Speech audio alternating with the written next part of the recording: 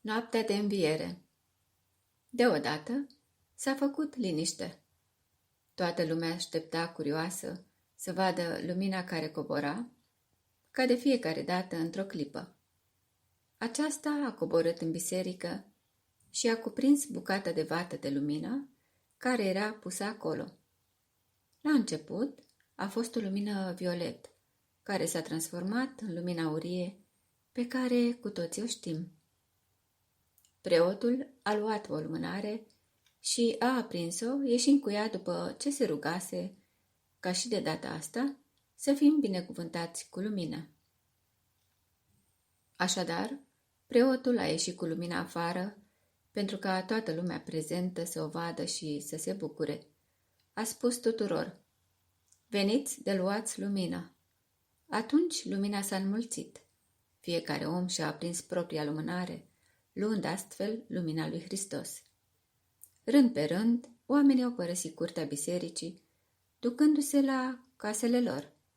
Aviv era împreună cu tatăl lui și, fiecare cu lumânarea în mână, au dus lumina divină acasă.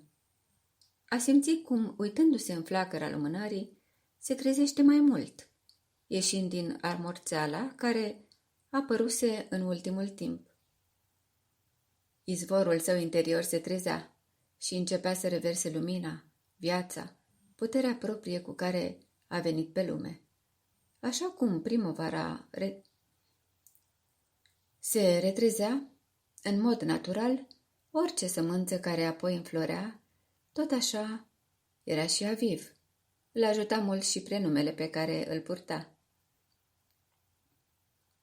Lumina divină a fost așezată în mijlocul mesei și toată familia s-a adunat în jurul acesteia cu toate mâncărurile specifice Sfintei Sărbători.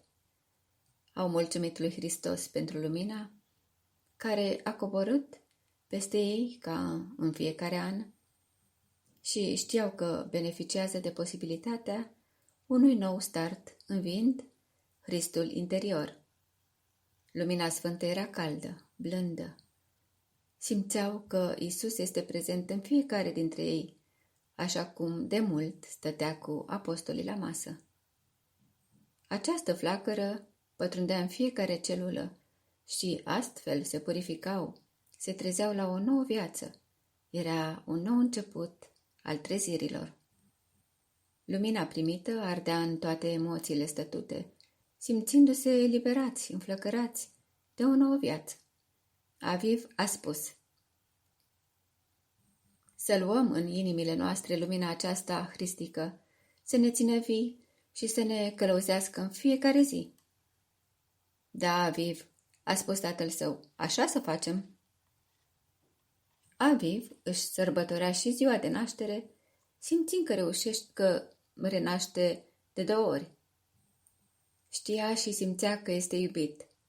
Fiindcă anul acesta Paștele este de ziua mea de naștere, simt că este un miracol și aleg să cred acum că viața mea este miracol și aleg să-mi o trăiesc astfel, crezând în miracole.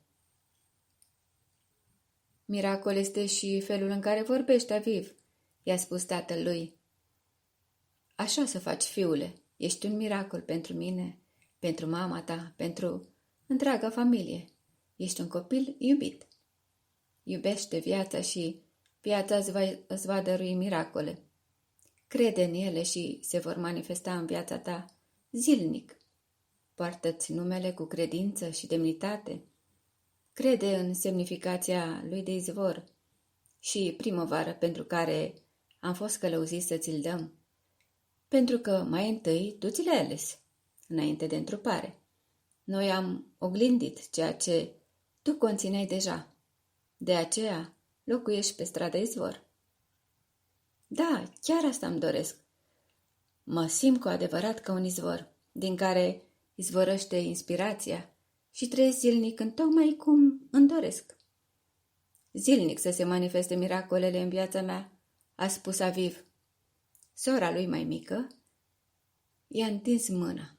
Aviv i-a ținut-o în sa cu iubire. Am un frate miraculos, a spus Cabiria. Aviv i-a zâmbit. Cabiria s-a bucurat de zâmbetul lui Aviv. Surorile sale, Cabiria și Lia, erau un cadou pentru Aviv. Lia i-a spus: "Miraculosul meu frate, fiindcă ești miraculos, și eu sunt asemenea." "Da, așa este, Lia." Simțeau la unison că acesta este miracolul vieții. S-au bucurat de tihna mesei împreună și simțeau că lumina se aprinde și mai mult în interior, scânteind izvoare din ce în ce mai mari, înflăcărându-se.